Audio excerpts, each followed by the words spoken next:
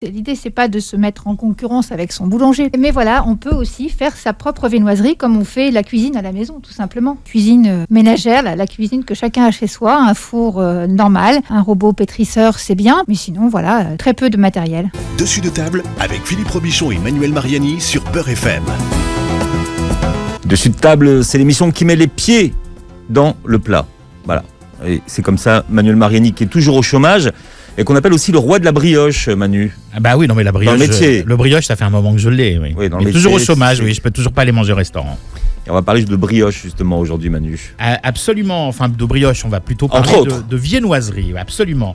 Parce qu'aujourd'hui, Philippe, je sais que vous adorez le terme, on va dédramatiser la viennoiserie, parce qu'on va pouvoir la faire à la maison. D'ailleurs, ce matin, vous m'avez alerté sur cette dédramatisation là. Complètement, c'est le sujet du moment. C'était le drame. C'est un sujet très chaud, la dédramatisation de la viennoiserie, parce que c'est vrai que ça fait peur aux gens de faire de la viennoiserie à la maison. Pour eux, c'est très technique, c'est très long, il faut avoir beaucoup de matériel. Mais avec l'encyclopédie de la viennoiserie maison qui vient de sortir chez Flammarion, un livre de Marie-Laure Fréchet, qui est notre invitée aujourd'hui, donc journaliste culinaire au magazine Saveur, un très beau magazine d'ailleurs, que je lis toujours avec beaucoup de plaisir. Elle est cofondatrice du festival Mange Lille aussi, et puis elle a déjà écrit un opus de l'encyclopédie, mais du pain cette fois-ci, maison, toujours chez Flammarion, qui était un très beau livre aussi. On va, comme je le disais, dédramatiser la viennoiserie, et on va pouvoir la faire à la maison. D'ailleurs, le titre, Marie-Laure, c'est l'encyclopédie de la viennoiserie maison. Tout à fait. Voilà, c'est effectivement, l'idée, c'est pas de se mettre en concurrence avec son boulanger, parce qu'évidemment, le boulanger fait de la très bonne viennoiserie. Enfin, on en parlera. Mais voilà, on peut aussi faire sa propre viennoiserie comme on fait la cuisine à la maison, tout simplement. Voilà. Alors vous expliquez que il faut pas forcément avoir des compétences exceptionnelles, des tonnes de matériel, des batteurs à 400 €, des robots à 400 € pour faire de la viennoiserie. Non, tout à fait, vraiment une cuisine ménagère, la cuisine que chacun a chez soi, un four normal. Un robot, c'est mieux. Si on peut avoir un robot pétrisseur, c'est bien, parce que pétrir à la main, à la différence du pain, c'est important cette étape. C'est agréable, mais les pâtes de viennoise ou les pâtes à brioche sont des pâtes assez lourdes, et donc qui demandent beaucoup de temps de pétri. Donc c'est bien d'avoir un robot en renfort, mais sinon voilà, très peu de matériel. Voilà, ou des biscottos. Oui. Des biscottos et de la patience. On verra que la viennoiserie, c'est surtout une école de patience. Parce qu'une brioche, c'est au moins 5 heures. C'est ça, voilà. Au moins. On ne se réveille pas le matin en disant « je voudrais une brioche au petit déjeuner ». Voilà, qui soit tiède et qui sente bon au moment où je me lève. Oui, parce que les viennoiseries, il y a un temps de pousse comme le pain, c'est ça ? Voilà, tout à fait. Donc c'est bien pour ça aussi que l'artisan se lève tôt le matin. Voilà, il y a un minimum de 2 heures de pousse. Mais donc ça veut dire qu'avant ça, on a évidemment pétri. Il y a 2 temps de pousse généralement. Donc d'où les minimums de 5 heures. Bon, pour le petit-déj du matin, on ne se met pas à faire ses viennoiseries à 8h30 en se réveillant, quoi. Ou alors on déjeune fort tard. Ou alors on brunch, pour le brunch. Alors il y a l'option congelée que vous expliquez, et ça dépend à quel moment on congèle la viennoiserie. Oui, c'est ça, voilà. Il y a un petit peu de calcul, il faut être un petit peu fort en maths, mais alors, il y a moyen de s'organiser, bien sûr. Ouais, j'imagine qu'on congèle après la pousse. Oui, on peut congeler après la pousse. Après, on peut aussi congeler une fois que c'est cuit. On peut congeler des brioches qui ont déjà été cuites. Et puis, on les utilise autrement. On fait, par exemple, le croissant aux amandes. On congèle déjà cuit. On ne peut pas congeler une pâte. On peut aussi congeler cuit, tranché, par exemple. Et puis, on met la tranche de brioche dans le grille-pain. C'est très pratique. Quand on congèle une pâte à brioche ou une pâte à viennoiserie quelconque, est-ce que ça la fait pas dégazer c'est pas l'idéal. On n'aura pas le même moelleux, quoi. L'idéal, c'est quand même de faire sa viennoiserie, je vais dire plutôt l'après-midi. Comme ça, le matin, elle est encore tout à fait très bonne à manger. Bon, le mot viennoiserie est rentré très très récemment dans le dictionnaire, sous Giscard d'Estaing. 1977, étonnamment. Ouais. Mais pourquoi il existait avant le mot ? C'était un nom d'usage en fait. Et d'ailleurs, on peut s'étonner que ce mot viennoiserie, dont l'origine évidemment est le mot Vienne, la capitale d'Autriche, désigne finalement cette pâtisserie qui est un peu l'emblème du petit déjeuner français. Voilà, alors je l'explique dans le livre. On avait un mot autrefois qui est tombé en désuétude. La panasserie. La panasserie. Ah ouais, j'adore ça. Voilà, donc ça c'est un mot qui finalement rappelle bien l'ADN de la viennoiserie. En fait, c'est proche de la pâte à pain finalement. La panasserie, ça disait bien ça. Et à l'époque, ça désignait, on va dire, un petit pain, ce on appellerait maintenant un petit pain fantaisie. Voilà, un petit pain qui sans doute était un peu brioché. Oui. Voilà, donc ça devait ressembler à l'ancêtre de la viennoiserie. Oui, on imagine bien Rému dire ça, une bonne panasserie. Hein. Exactement.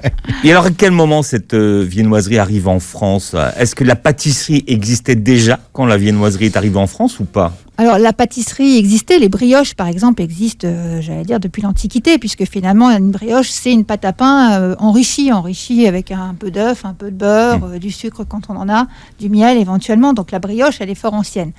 La tradition donc de la viennoiserie, donc on l'a dit, ça vient de Vienne. En fait, elle arrive au 19e siècle, en fait, avec un Viennois, avec quelqu'un qui s'appelle Auguste Zang. Il faut savoir que...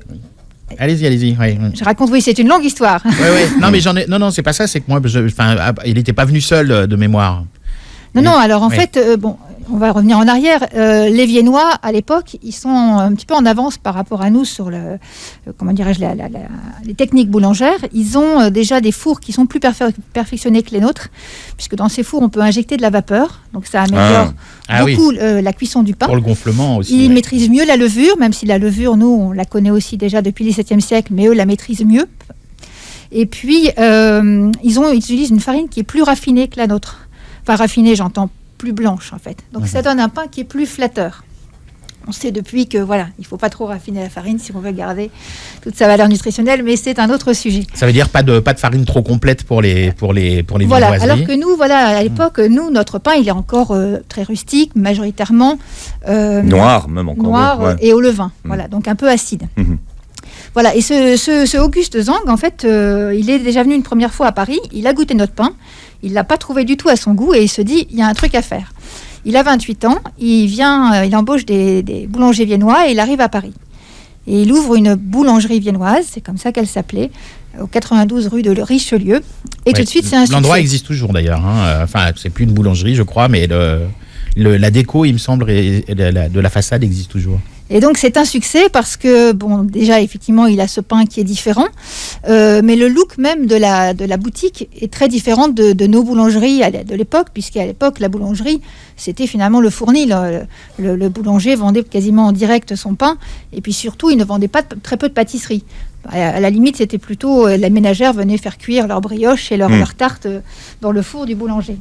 Donc, alors que lui, sa boutique, c'est quelque chose de très raffiné, de très viennois. Une petite bijouterie. Une petite bijouterie, un peu comme ces boulangeries parisiennes qu'on voit encore, avec des miroirs, des enseignes calligraphiées. Enfin, c'est très sophistiqué. Comme Storer, j'en parlais tout à l'heure. Ouais. Comme Storer. Et ça fait fureur, en fait. Voilà, le tout Paris se presse dans cette boulangerie viennoise où on déguste, entre autres, des petits gâteaux et l'ancêtre de la viennoiserie. Dont le croissant d'ailleurs. D'accord. Et qu'est-ce que les Français donc vont apporter à la viennoiserie? Qu'est-ce qu'on leur doit? Alors en fait, on va mettre des guillemets, les viennoiseries que l'on trouve à l'époque dans ces boulangeries viennoises, elles sont essentiellement briochées. Voilà. On a déjà un croissant, parce que cette forme de croissant, on la trouve déjà en Autriche. Mais sous sa forme. Sous sa forme, mais briochée. Les Français, ce qu'ils vont apporter, c'est le feuilletage. Alors les Français maîtrisent le feuilletage depuis le XVIIe siècle, mais ce qui est curieux, c'est que c'était à l'époque plutôt l'apanage des cuisiniers, on va dire. Le feuilletage, on l'utilisait très peu en pâtisserie. C'était salé. Voilà, et très peu d'ailleurs en lui-même. C'était toujours le support d'une préparation. Oui, un vol au vent, par exemple. Voilà. On a eu la même idée, oui. Et donc à un moment, ce croissant viennois va croiser la technique du feuilletage pour donner notre croissant actuel. Mais on ignore quel est le boulanger ou le pâtissier qui a eu cette idée. Et après, il y a toute la suite. Donc, par exemple, le pain au chocolat, c'est après le croissant. Après, une fois qu'on a eu la technique de la pâte levée feuilletée, c'était facile, évidemment, de l'agrémenter. La preuve, il y avait de quoi en faire un livre. Oui, tout à fait. Ouais, mais avant quand il était encore à Vienne, le croissant, il s'appelait Kipferl. C'était Exactement. Quand il était justement brioché et pas feuilleté. Ouais. Alors, il y a cette légende. On dit que le croissant, il a été inventé par les Viennois à l'occasion du siège de Vienne par les Ottomans en 1693, c'est ça, quelque chose comme ça. Il n'y a pas d'interrogation, je vous rassure, Marie-Laure, on peut y aller après. Je regardais si j'avais la date, mais je ne l'ai pas non plus. Mais ça correspond à cette... 17e siècle, on va dire. Et en fait, l'histoire raconte que donc, les Turcs pénètrent dans Vienne en pleine nuit pour surprendre évidemment la garde. Et évidemment, seuls les boulangers sont en train de veiller dans leur fournil. Et c'est eux qui donnent l'alerte. Donc pour commémorer cet événement, ils auraient inventé le Kipferl, en fait, cette pâtisserie en forme de croissant. Mais en fait, on retrouve la trace de ce croissant-là dès le XIIIe siècle. Donc en fait, l'histoire ne tient pas. Mais sur la pâtisserie roulée en forme de croissant, il y avait la corne de gazelle déjà. Hein. Oui, alors Qui reprenait le pliage en triangle. Hein. Mais cette pâtisserie en forme de croissant, elle est hyper ancienne. Depuis l'Antiquité, les Égyptiens, les Assyriens, les Perses, voilà, depuis très longtemps, on fait cette pâtisserie en forme de croissant. C'est un symbole presque mythologique, le croissant. Ça symbolise la lune, en fait, voilà, la lune, la croissance. Donc il y a beaucoup d'offrandes en forme de croissant. Alors, j'ai une question, c'est que du coup, est-ce qu'aujourd'hui, quand on va à Vienne et qu'on mange un croissant, est-ce qu'il est toujours sous la forme du Kipferl, donc brioché, ou est-ce que les Viennois se sont mis à faire du feuilleté Il est brioché. Il est brioché, d'accord.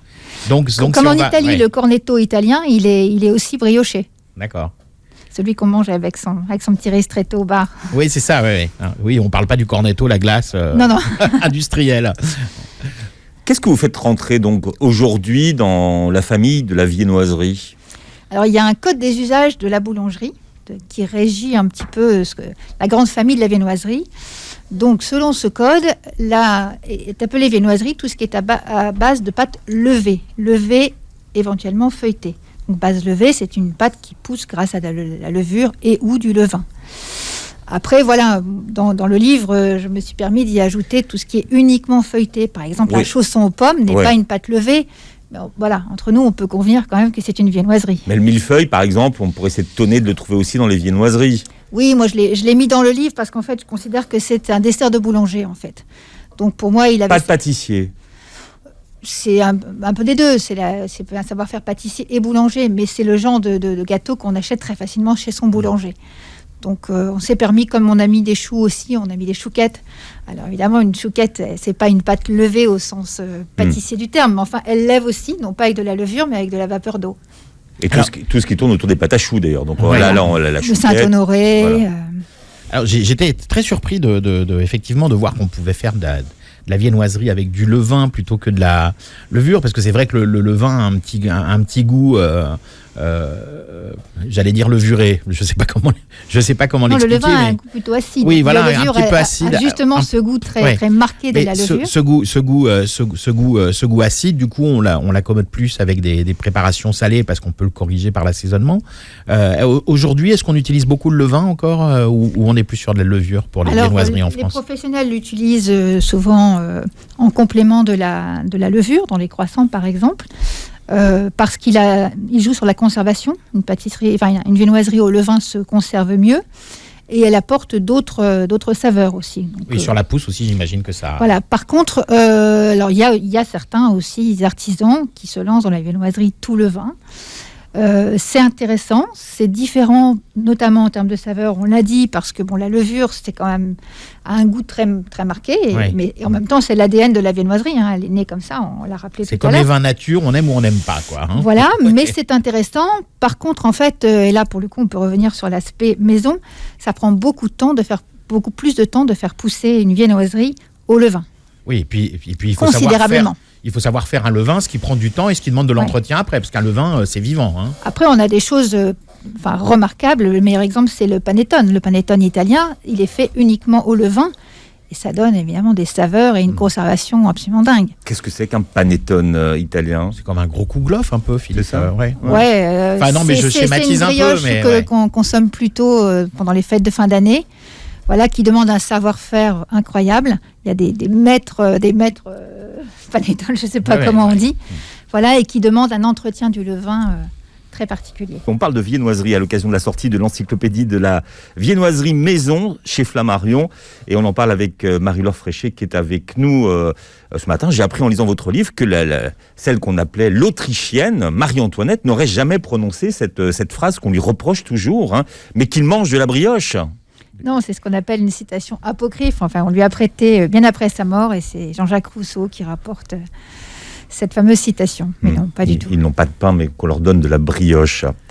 On parle de viennoiserie. On essaie de préciser aujourd'hui précisément ce qu'on appelle la viennoiserie. Alors, on a parlé des choux. Qu'est-ce qu'il y a d'autre encore dans la viennoiserie ?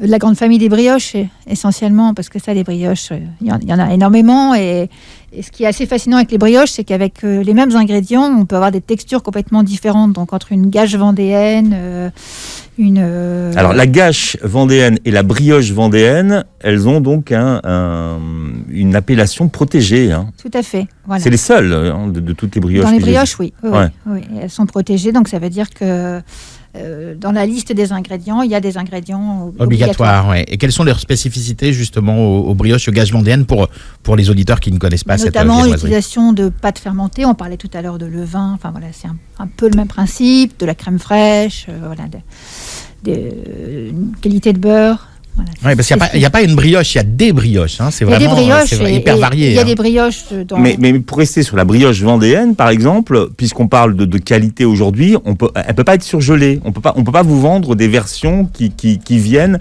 de versions non fraîches, par exemple. Oui, ça fait partie effectivement du cahier Des charges, mais pas chez les autres. Ça, c'est incroyable. Oui, peut-être parce que justement, elles n'ont pas forcément suffisamment de spécificité par rapport à d'autres types de brioches. Et puis, ce serait un peu dommage de la congeler parce que c'est une brioche, pour le coup, qui se conserve très très bien, justement, grâce à la façon dont elle est faite. Alors justement, comment on conserve une brioche? Parce que la brioche, quand on la conserve longtemps, elle a tendance à sécher. Comment on conserve sa brioche? Moi, j'ai conservé la mienne, mais bon, c'est pas le même type de brioche. Mais comment est-ce qu'on conserve sa brioche sur le long terme? Est-ce qu'on la met sous un linge humide? Je sais pas, est-ce qu'il y a des techniques? Non, alors moi je préconise d'éviter le plastique parce qu'il y a un risque de moisissure. Simplement l'emballer dans un torchon propre.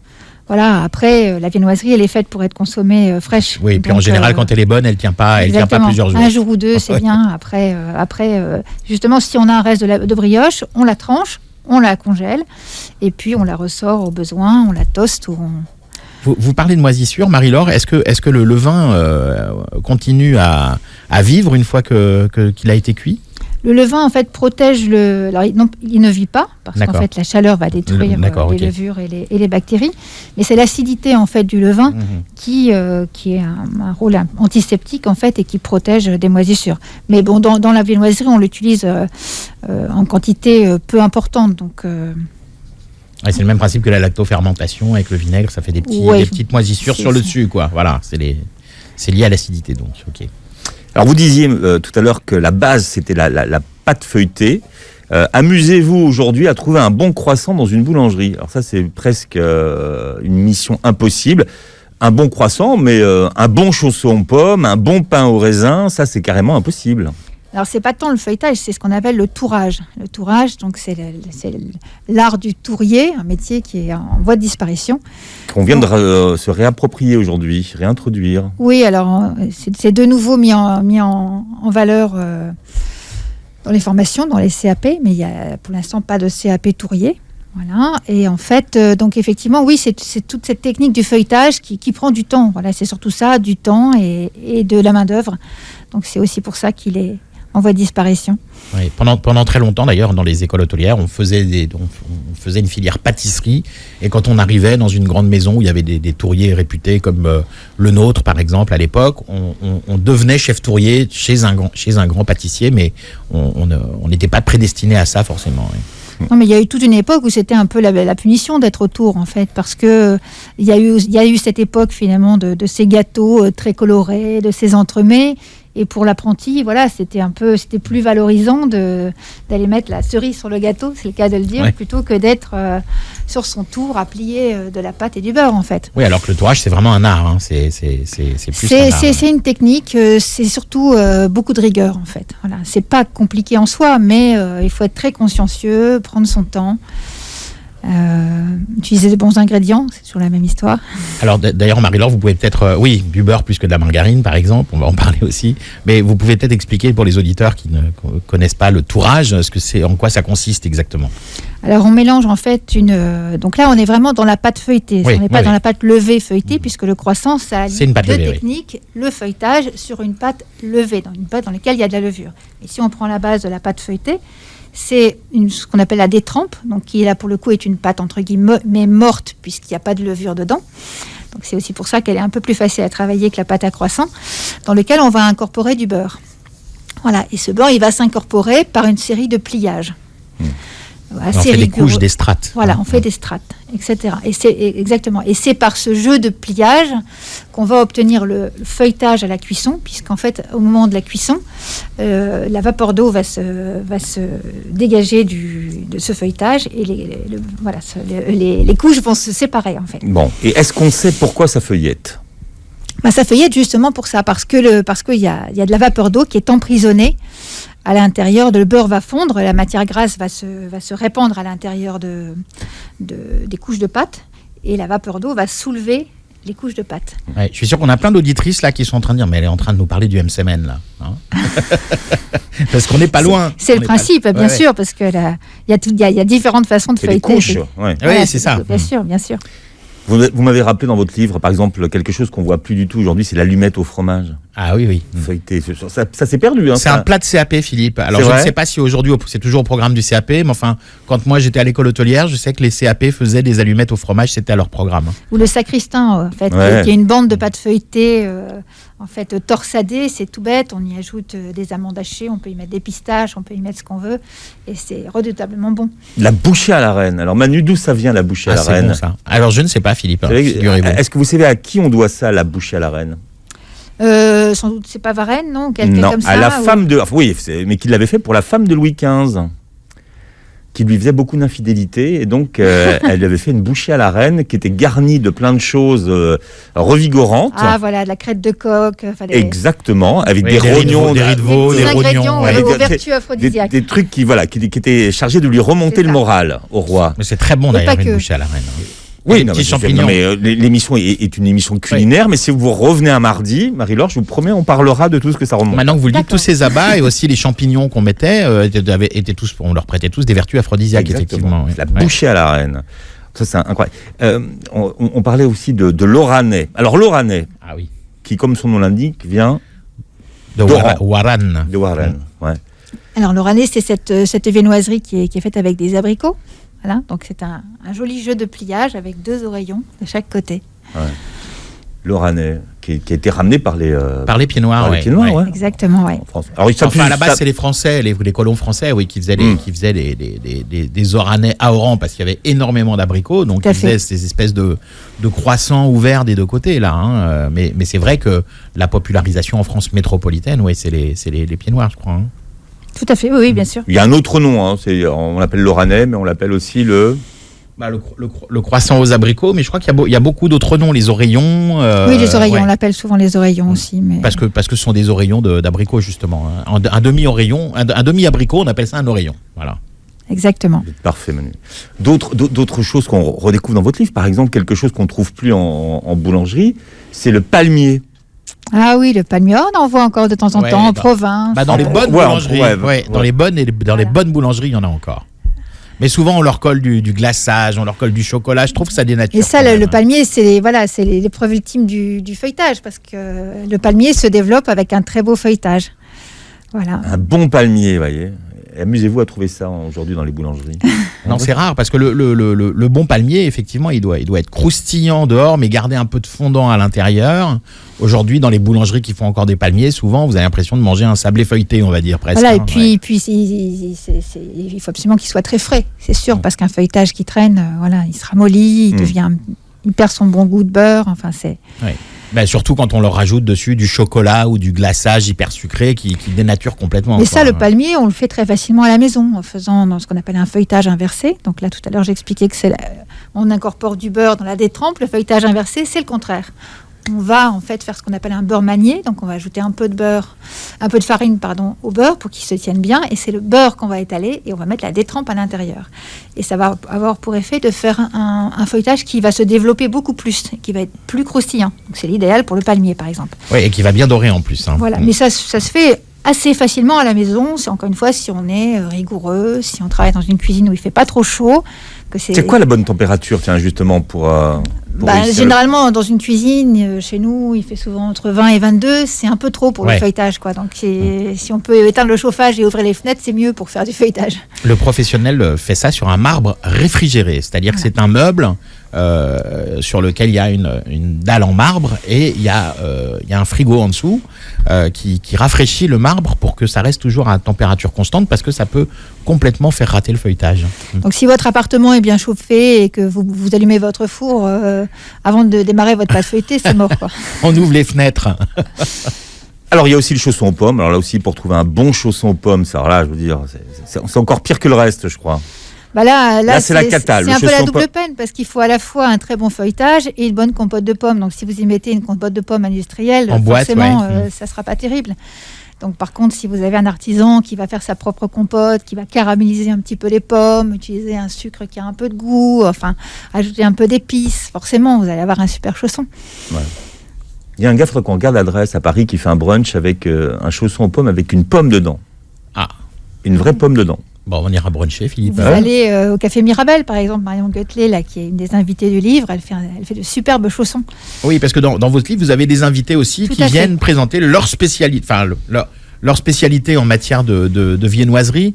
Donc c'est pas un livre monocorde ni monotone. Il y a plein de petits apports comme ça. C'est effectivement, donc parmi les 100 recettes, on a invité une quinzaine de pâtissiers, boulangers, voire des chefs, voilà, qui nous partagent une de leurs recettes. Oui, parce que certaines recettes incluses dans les viennoiseries, ce sont des recettes de cuisiniers plus que de pâtissiers, comme on en parlait, les allumettes au fromage.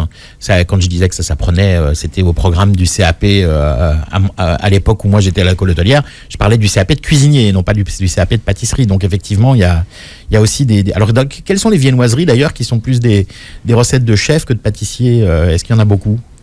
De chef, non, mais là, on a fait un peu de côté. Par exemple, on est allé voir un chef lillois qui s'appelle Nicolas Pourcheresse, qui, lui, utilise il cuit des légumes, beaucoup de légumes, dans de la pâte à brioche, par exemple. Donc là, il nous a proposé une brioche au pané et au hareng, voilà, qui sert tranché avec une petite salade. Et très local. Voilà, c'est la version du saucisson brioché, mais sans saucisson. Donc c'est beaucoup plus intéressant. Il y a des modes en termes de viennoiserie. Par exemple, aujourd'hui, les brioches sont aux pralines.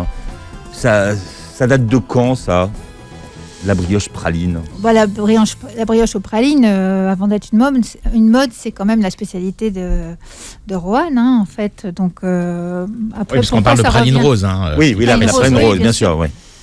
Donc, je ne sais pas s'il y a des modes. En fait, la mode, elle est plutôt maintenant à des viennoiseries qui sont hyper croustillantes, hyper allégées. Enfin, c'est des choses hyper design, enfin, qui d'ailleurs peuvent faire peur quand on se lance même dans la viennoiserie, parce que là, pour le coup, ça demande un savoir-faire énorme, une technique énorme. On est plutôt dans ce genre de viennoiserie-là. Il y a le mode de croissants ou de pain au chocolat aussi qui sont un petit peu comme avec des zébrures. Hein, oui, c'est ça, hyper designés, avec des feuilletages de folie, enfin, qui s'éloignent un peu, pour le coup, de la viennoiserie ou de la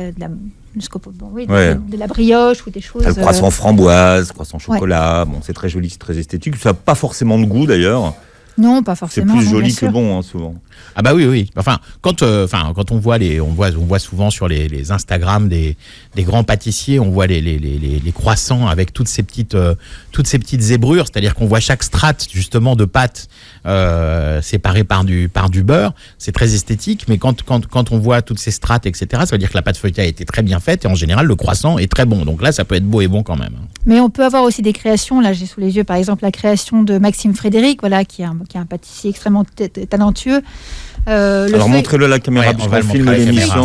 Au riz au lait et au caramel. Voilà. Là, on est vraiment dans quelque chose, on est dans une super gourmandise et dans un travail qui est autre chose que simplement esthétique. On a ces strates aussi là, hein. On a évidemment un très joli feuilletage, mais on a aussi un travail sur les textures et sur les saveurs qui est chouette. Et c'est aussi pour ça qu'on a fait appel à ces professionnels, parce que les recettes que l'on donne sont des recettes, donc pour le coup très traditionnelles, des basiques de la boulangerie française, mais de temps en temps, c'est bien d'aller voir aussi ces boulangers ou ces pâtissiers, voilà, qui renouvellent aussi un peu ce genre de la viennoiserie. Oui, alors cette photo que vous montrez à la caméra pour nos abonnés YouTube, on voit effectivement qu'à l'intérieur, on a l'impression d'être plus sur une brioche, et sur le dessus, un feuilletage.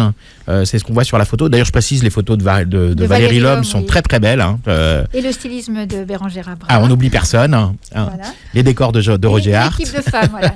Et Et une éditrice en plus. Donc, Ouais. on a été très gâtés. Et donc, là, c'est quoi? C'est un mélange de Non, alors brioche ça, et de feuilletage? C'est vraiment c'est une pâte à croissant. Voilà. D'accord. Ah oui, donc oui, Sur ok. la photo, on voit pas très bien, mais effectivement, c'est une pâte à croissant avec une garniture, avec un riz au lait. Il y a aussi un caramel onctueux qui vient surmonter le tout. Enfin, C'est pas mal. Ça donne envie en tous les cas. Hein. Exactement. Il y a du boulot. C'est quoi la différence entre un croissant au beurre et un croissant ordinaire? Alors, le croissant au beurre, comme son nom l'indique, il est au beurre. 100%, oui. Voilà. Ouais. Et le croissant ordinaire, il est fait à la margarine. Ah ouais. C'est pour ça que les croissants ordinaires n'ont pas de goût d'ailleurs, Philippe. Bah, c'est pour ça qu'on rajoute du beurre et de la confiture dans le croissant. Mais le croissant ordinaire, on en trouve de moins en moins de toute façon. On en trouve moins. Après, c'est pas dit comme ça, mais certains croissants industriels sont faits avec de la margarine, donc on peut estimer qu'ils sont ordinaires. Ouais.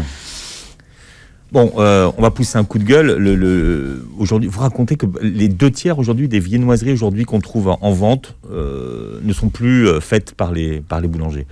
Sont ce qu'on appelle des boulangeries, enfin, ou des viennoiseries industrielles. Alors, on n'a pas de chiffre officiel, hein, évidemment, y compris de la part de la Confédération de la boulangerie. Oui, effectivement, on estime à 2/3, voire 80%, en fait, la part de croissants industriels vendus dans l'ensemble des croissants vendus. C'est-à-dire que le croissant que vous achetez le matin a de fortes chances de ne pas avoir été préparé par votre boulanger. C'est ça que ça veut dire? Chez les artisans, on serait plus sur 1 sur 2 à peu près. Ouais. Alors, il y avait eu un reportage à la télévision qui était assez bien fait, où effectivement, ils étaient allés en caméra cachée voir des boulangers pour leur demander si leur viennoiserie était faite maison ou pas. Certains avouaient effectivement que non, c'était du surgelé, et d'autres disaient que c'était fait maison, alors que bon, ils étaient allés chercher dans les poubelles de la boulangerie et ils trouvaient effectivement des cartons de viennoiserie congelés. Donc, est-ce que il y a jamais eu de réglementation à la matière comme il y en a sur le pain? Par exemple, on ne peut pas s'appeler boulanger si c'est pas pétri et cuit sur place. Voilà, effectivement, autant pour le pain, c'est encadré, donc c'est ce qu'on appelle la loi Raffarin. Voilà, ne peut s'appeler boulangerie qu'un endroit où on fabrique et cuit le pain. Sinon, c'est un dépôt de pain, on a le droit de dire dire dépôt de pain. Voilà, ouais. on peut l'appeler l'épidore, mais du moment que c'est pas marqué boulangerie sur la façade. Terminal de cuisson. Voilà. Ouais, terminal de cuisson. Au pain chaud, enfin voilà, vous pouvez y mettre ce que vous voulez. Ouais. En revanche, pour la viennoiserie, il n'y a pas d'obligation. Il n'y a aucune obligation. Donc vous pouvez faire votre viennoiserie ou pas. Vous pouvez vendre n'importe quel croissant ou pain au chocolat. Mais ce qui est terrible, c'est que les gens aujourd'hui ne font plus la différence. Bah, c'est difficile à la fois esthétiquement et au niveau de la saveur. Esthétiquement, parce que vous pouvez avoir un croissant super bien roulé et vous dire ah bah celui-là il est trop beau pour être vrai. Ah ouais. Mais il y a des artisans qui font extrêmement bien leur métier, qui vont faire un très beau croissant, et puis il y a des artisans qui vont mal cuire ou mal dorer un croissant industriel et vous allez dire bah celui-là il est pas hyper régulier, donc je lui fais confiance. Non, alors après, évidemment, quand on est, on est un peu attentif à la façon dont on déguste, au goût, on va pouvoir peut-être aussi voir la différence, mais c'est pas si simple en fait. C'est pas si simple. La question, elle est plutôt de savoir ce qu'il y a dedans en fait. C'est ce qu'on ne sent pas et ce qu'on ne voit pas. Parce que le gros problème des croissants industriels, donc c'est pas la surgélation, parce qu'un artisan peut très bien surgeler ses croissants et il n'y a pas de souci pour réguler sa production, sauf etc. pour la pousse, on a moins de moelleux, j'imagine.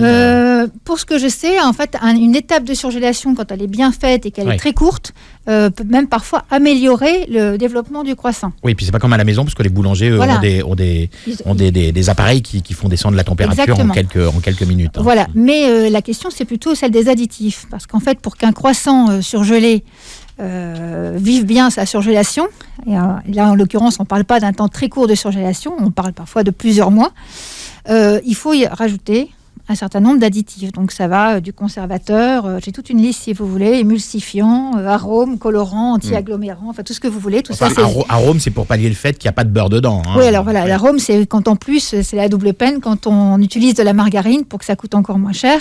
Donc évidemment, la margarine, elle a le goût de rien, donc, parce que c'est de l'huile, en l'occurrence. Donc on va rajouter du goût beurre et puis... et ça sent d'ailleurs, ça sent très fort. Un petit peu de colorant pour que ce soit plus jaune. Donc le problème, il est là, c'est ces additifs qu'on va rajouter et la personne qui vend ce croissant-là n'a pas l'obligation de donner la liste des ingrédients. Et pourquoi ? Parce qu'en fait, le croissant, il est vendu en vrac. Et tout ce qui est vendu en vrac, comme le pain d'ailleurs, on n'a pas obligation de donner la liste des ingrédients. À la limite, si vous achetez un croissant industriel dans une grande surface, pour le coup, il est emballé. Et là, en fait, finalement, la grande surface est plus transparente que la boulangerie de quartier, puisqu'elle a l'obligation d'étiqueter son croissant. Alors là, je suis sur le site internet très intéressant d'une entreprise que je ne citerai pas, qui fournit des croissants surgelés à des milliers de boulangers. Et quand on regarde les ingrédients et allergènes, ils expliquent juste, ils ne mettent pas la liste des ingrédients, mais ils mettent juste ingrédients majeurs, lait, œufs, gluten. Voilà. Donc on n'en sait pas plus. C'est un peu vague. C'est effectivement très vague. Bah ça, c'est la liste des produits allergisants. Des additifs, ouais. Et pas des additifs. Et pourtant, c'est vendu comme croissant beurre. Et c'est vendu au même prix d'ailleurs dans les boulangeries. Que le croissant soit fait par l'artisan ou acheté et réchauffé, c'est le même prix. Oui, à la limite, un croissant un petit peu plus cher est plutôt bon signe. Parce qu'on se dit que là, pour le coup, l'artisan, il essaye de répercuter son prix de revient. Mais est-ce qu'on sait pourquoi, finalement, c'est un savoir-faire à la française, là aussi, ça fait partie de notre patrimoine, de notre art de vivre. Pourquoi les boulangers ont cédé à cette vente du surgelé ? Ça s'est fait progressivement, mais un peu à la façon dont le pain, à un moment, est devenu aussi un peu, sinon industriel, a perdu sa saveur, ses qualités nutritionnelles, parce qu'on a voulu faciliter le travail du boulanger, parce que c'est vrai que c'est un travail aussi très difficile. Il y a un vrai problème de rentabilité. Si on veut tout...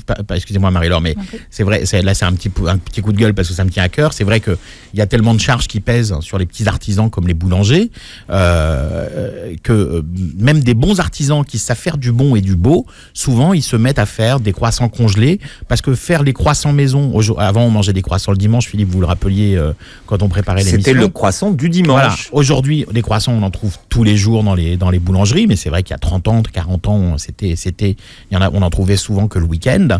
Et puis, il y a ce problème des charges qui pèsent sur les petits commerces et les petits artisans, qui sont un peu écrasantes, et on n'a pas les moyens.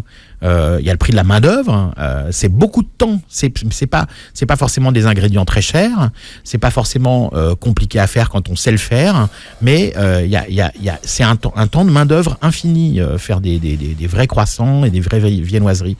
Donc beaucoup ont cédé à ça, pas par manque de savoir-faire, mais par obligation économique et de rentabilité. Mais à la limite, on leur a confisqué leur savoir-faire parce qu'on leur a dit on va vous faciliter la vie avec des farines magiques. Oui, il y a la flemme aussi. Voilà, des petits additifs qui vont faire que votre croissant il va bien se rouler, il va pas se dérouler.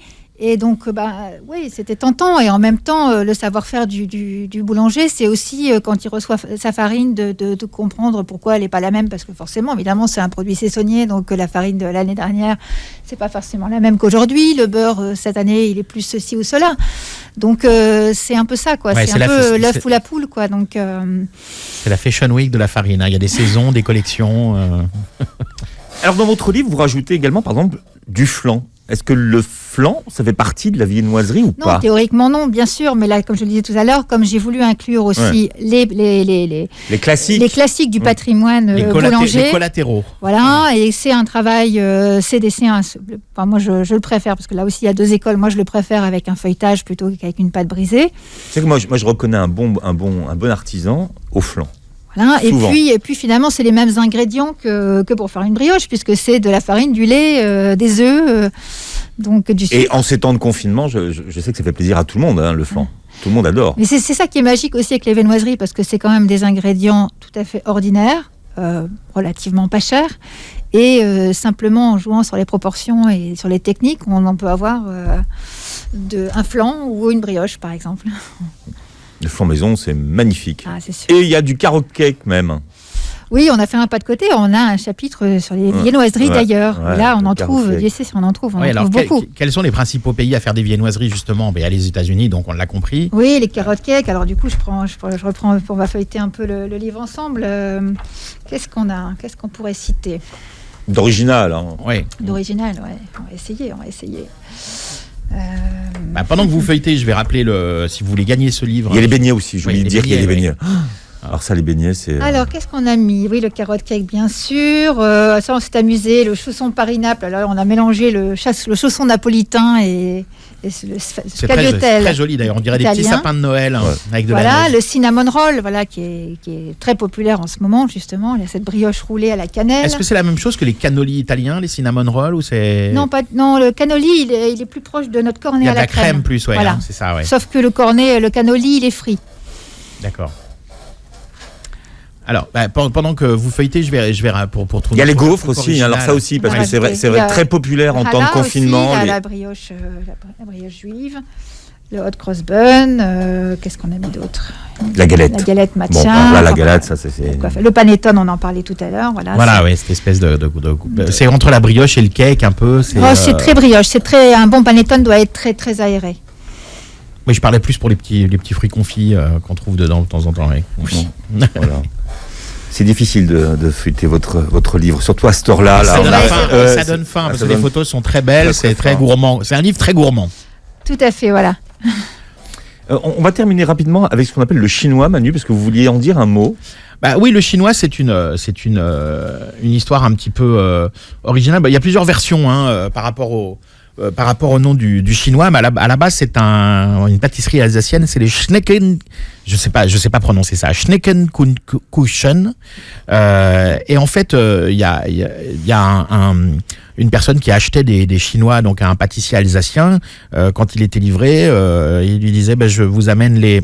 Il disait, ah non, mais pour moi, c'est du chinois, et ce serait C'est resté. comme ça que ça serait devenu, oui. Parce que vous m'en avez donné une traduction tout à l'heure qui était moins à mettre dans toutes les oreilles. Oui, non, mais ça, c'est autre chose. Ah d'accord. Ouais. Bon. J'ai une troisième version, sinon. Ah. La version chinoise, c'est ça? Alors, je ne sais pas si c'est la même que la vôtre, mais enfin, je la tente. En fait, on y mettait autrefois des agrumes confits, D'accord, oui, c'est ça. et cet agrume portait le nom de chinois. Voilà. Et une dernière, il y a une brioche garnie de crème à la noix de coco en Chine qui ressemble beaucoup à ça, qui s'appelle le Yesi Mayu Bao. Et ça, je suis meilleur pour la prononciation en chinois, Philippe, vous le savez. Et donc, ce sera encore une autre version. Alors, vous pouvez gagner, si vous le souhaitez, l'encyclopédie de la viennoiserie maison aux éditions Flammarion de Marie-Laure Fréchet. Comment on fait, Manu? Bah oui, et puis justement, d'ailleurs, comme Marie-Laure est là et qu'elle a le livre devant elle, on va même vous le faire dédicacer. Tiens, vous aurez un exemplaire unique. Donc, pour gagner le livre de Marie-Laure Fréchet, l'encyclopédie de la viennoiserie maison, un très très beau livre de 400 pages. Vous allez sur mon compte Instagram, mariani.manuel, M-A-R-I-A-N-I, et Manuel, M-A-N-E-L, avec un point au milieu. Et vous vous laissez guider, vous vous inscrivez. C'est très simple, c'est gratuit, et vous pouvez gagner ce très très beau livre. Merci Marie-Laure Fréchet d'avoir été avec nous. Merci Ça de fait nous plaisir. avoir prêté vos oreilles. Voilà. Bon appétit si vous êtes à table et passez un très très bon week-end sur Beurre FM.